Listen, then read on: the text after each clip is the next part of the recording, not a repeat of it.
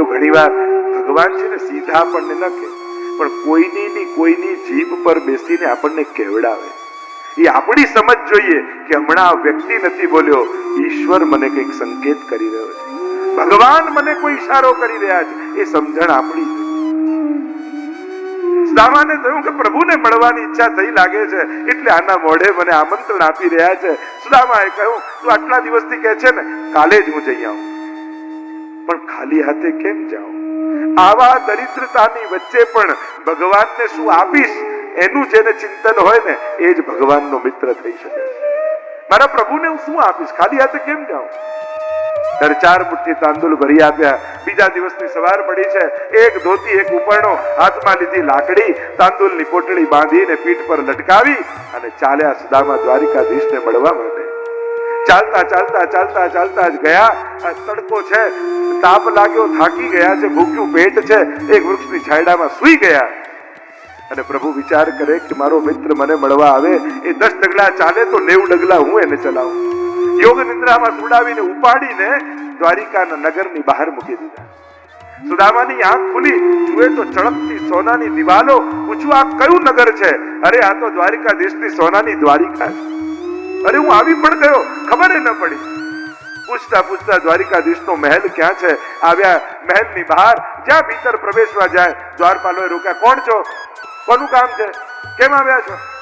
અરે દ્વારિકાધીશનો મિત્ર છું, સુદામા મારું નામ છે. એકવાર જઈને દ્વારિકાધીશને કહો કે એમનો મિત્ર બહાર ઉભો છે. અરે જા, તારા જેવા તો રોજ કેટલા આવીને ઉભા હોય. તારા જેવાને મળવા જાય તો રાજકાજ ક્યારે કરે? નહીં મળે. ફરી થોડી વાર થાય દ્વારિકાધીશને મળવાની વાત કરવા સુદામા આવે.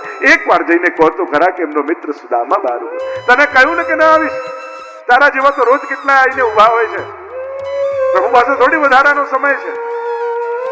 ફરી ત્રીજી વાર આવ્યા અને ધક્કો માર્યો. હૃદય ભરાઈ આવ્યું. એ દ્વારિકાધીશ, તારા દ્વાર સુધી આવી, તારા દર્શન કર્યા વગર ખાલી હાથે જઈશ. થયું લાવ છેલ્લી વાર કહી જાઉં.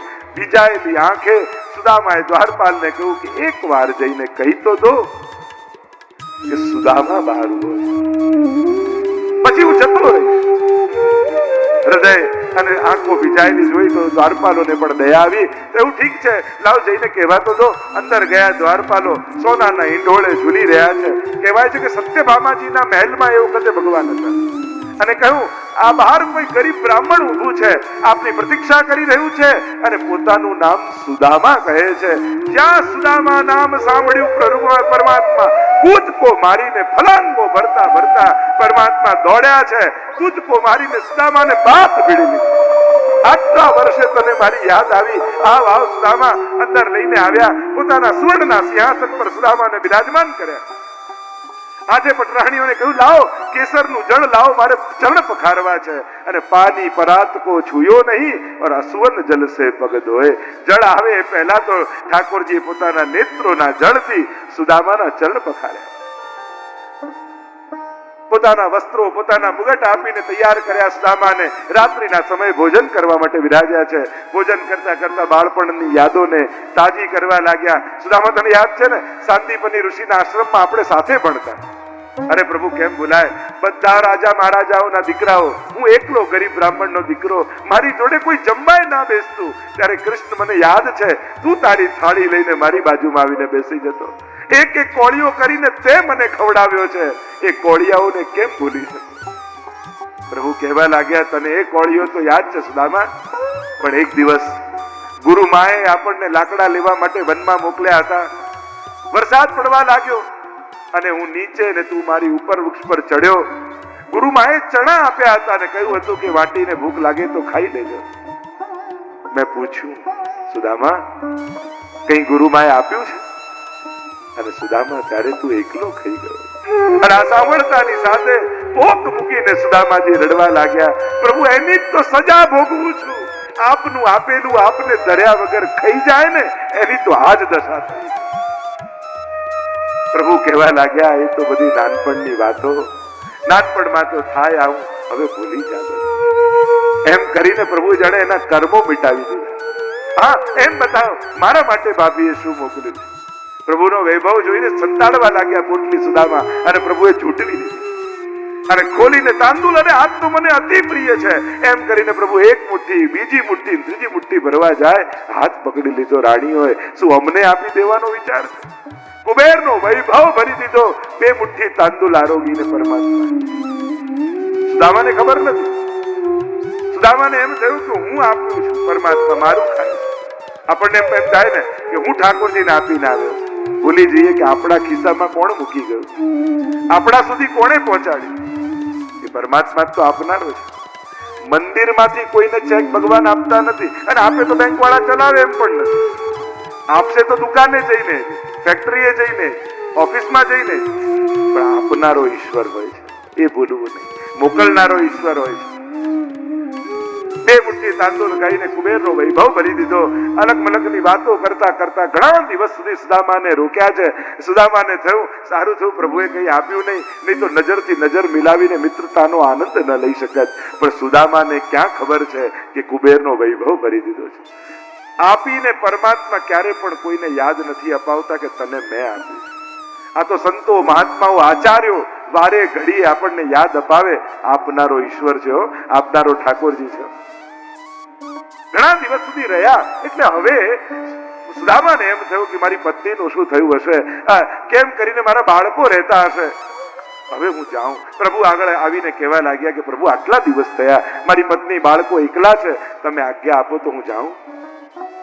પ્રભુ કે જાય નો વાંધો નહીં, પણ મારા વસ્ત્રો, મારો મુગટ, પાછું એ જ ફાટેલું ધોતિયું ને ઉપરનો લઈને સુદામાને આપ્યું. મનોમન સુદામા આભાર માને છે કે પ્રભુ બહુ કૃપા કરી, મને કંઈ આપ્યું નહીં. બંને બાત ભેડીને બેઠ્યા છે. બંનેની આંખો ભીજાઈ ગઈ છે. અને સુદામા રજા માંગે છે કે પ્રભુ હવે આજ્ઞા આપો.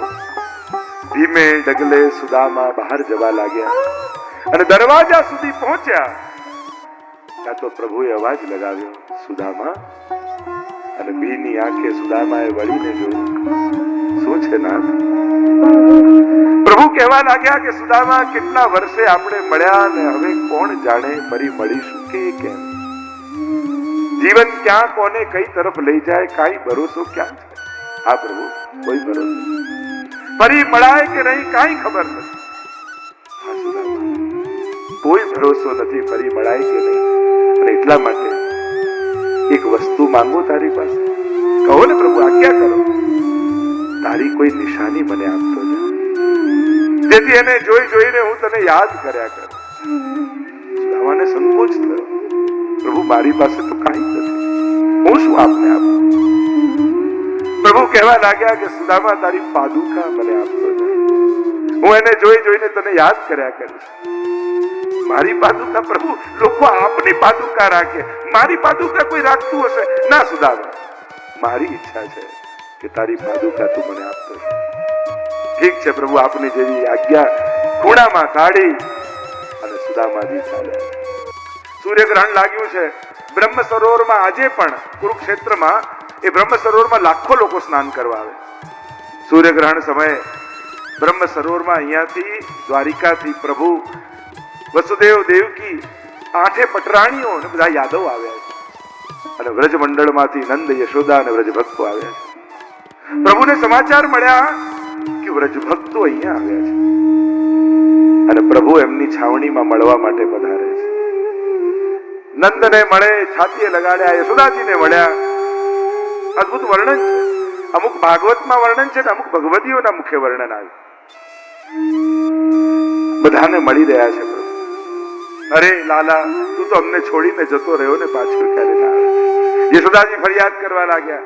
એટલામાં સખાઓ આવ્યા. સખાઓની સાથે મળવા લાગ્યા. પ્રભુ એક એક સખાને મળીને બાળપણના પ્રસંગોને યાદ કરે. કેવા માખણ ચોરી કરવા માટે જતા, ગાયોને ચરાવવા માટે જતા, કેવો આનંદ કરતા. ગોપીઓ મળવા આવી.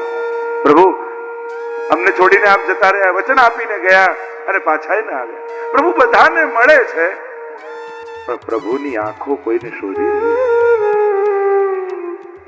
અને ન રહેવાય. હું ત્યારે ગોપીઓને પૂછ્યું, રાધા ક્યાં છે?